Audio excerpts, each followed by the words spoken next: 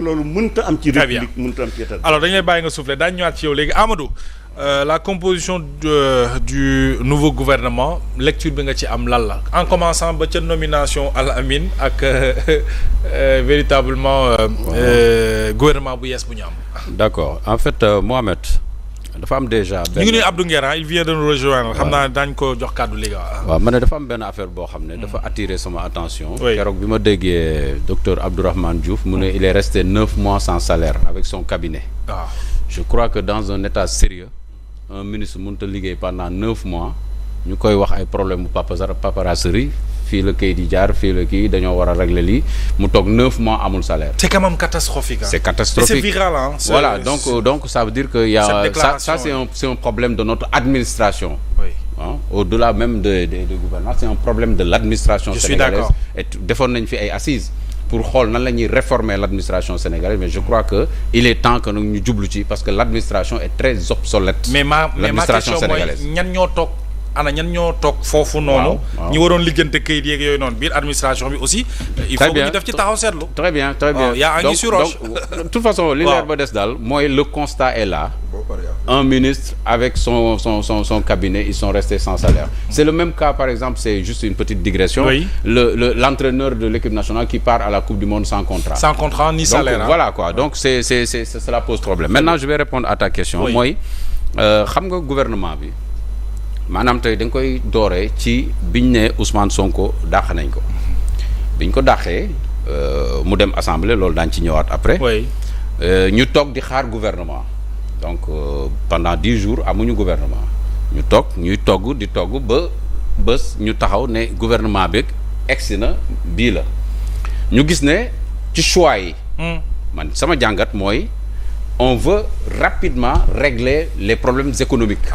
mooy lan mooy boo xoolee ñi ñu nommé. les profils ak le fait que ñu regrouper waat le ministère des finances et du plan et cetera budget mu xaw a nekk un ministère beaucoup plus consistant et beaucoup plus cohérent dafa may jox rek ne ñoom ñu ngi bëgg a jublu ci li ma yaakaar dama ko njort ñu ngi bëgg a jublu ci li nga xam ne mooy principal problème mu Sénégal actuellement mooy que au niveau économique tout est bloqué n'est-ce pas maintenant nan la ñu toggee gouvernement bi bañ koy togg dañoo dégg ne waa PASTEF ñoom ñu ngi leen di bëgg nañu bokk. parce que président assemblée nationale muy Ousmane Sonko moom moo taxaw mu ne dama bëgg parce que il a dit au perchoir à l'assemblée nationale dafa ne damaa bëgg ci waxtaan yi ñuy waxtaan ñu boole ci PASTEF.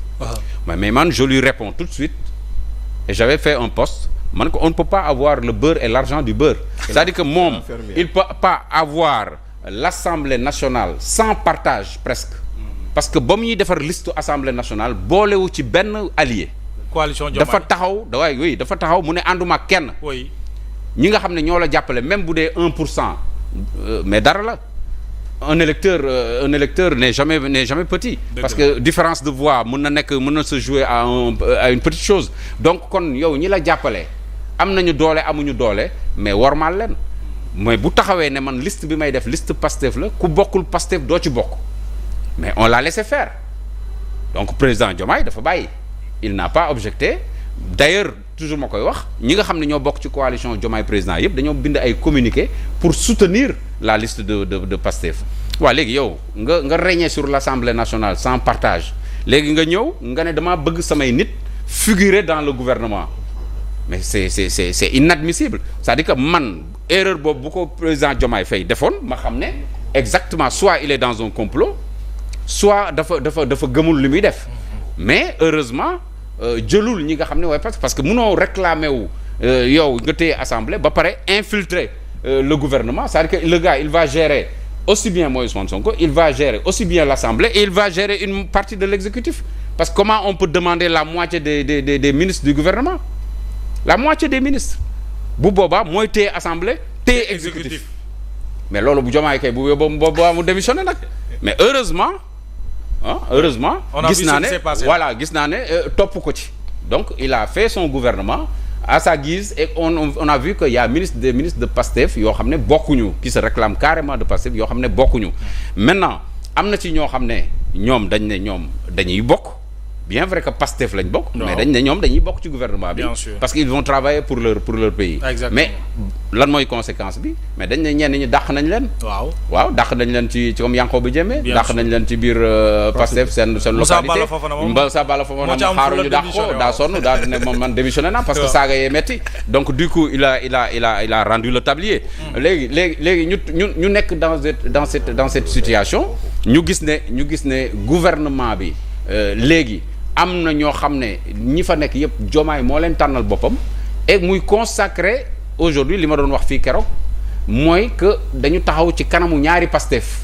waaw xam nga wax naa ko fi ñaari Pastef yi ma doon wax moo nekk nii. c'est-à-dire que maintenant toujours du ma ne kii moo ëppale kii moo ëppale dama ne daal ñaari Pastef taxaw na te pour l'instant feeñ na ci formation gouvernement bi parce que am na ñoo xam ne ils n'ont pas suivi Ousmane Sonko ci li mu ne bu benn ministre te gis nga communiqué boobu mu def il a fait un communiqué 1 heure de temps avant ñuy joxe la liste du gouvernement 1 heure de temps xamul tax il voulait couper l'herbe sous les pieds de ces ministres là qui veulent rester au gouvernement parce que dañu def communiqué ne aucun ministre de Pastef ne figurera dans le gouvernement bien sûr là nga wax ko 1 heure de temps avant ñuy publier liste bi c'est-à-dire que c'était pour wàññi loxo ñi nga xam ne ñooy bëgg a toog ci gouvernement bi ñooñu ils vont dire écoutez on est là mais on n'est plus sous la bannière de Pastef tu vois ce que je veux dire donc du coup jeu de yo-yo politique boobu moom la doon jéem a def pour tere ñi nga xam ne ñooy ministre yi nga xam ne ils appartiennent au Pastef bañ a dugg ci gouvernement mais gis nañ ne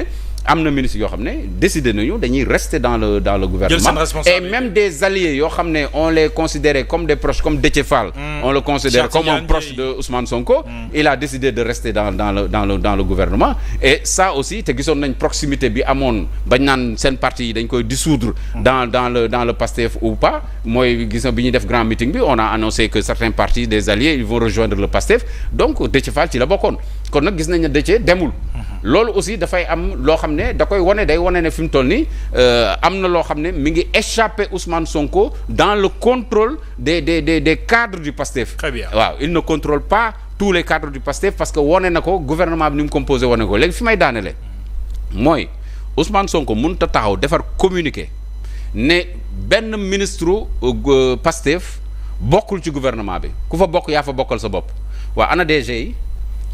mais les directeurs généraux les directeurs d'agence etc de société nationale publique parapublique etc mais ñooñu amul benn direction amul benn société nationale boo xam ne dépendront ci ministère ça n'existe pas amul kon nag comment nga ne ministères yi ñoom buñ ci figurer nga toog nga ne les postes de DG c'est des postes techniques ku mu neex nga toog ku mu neex nga dem non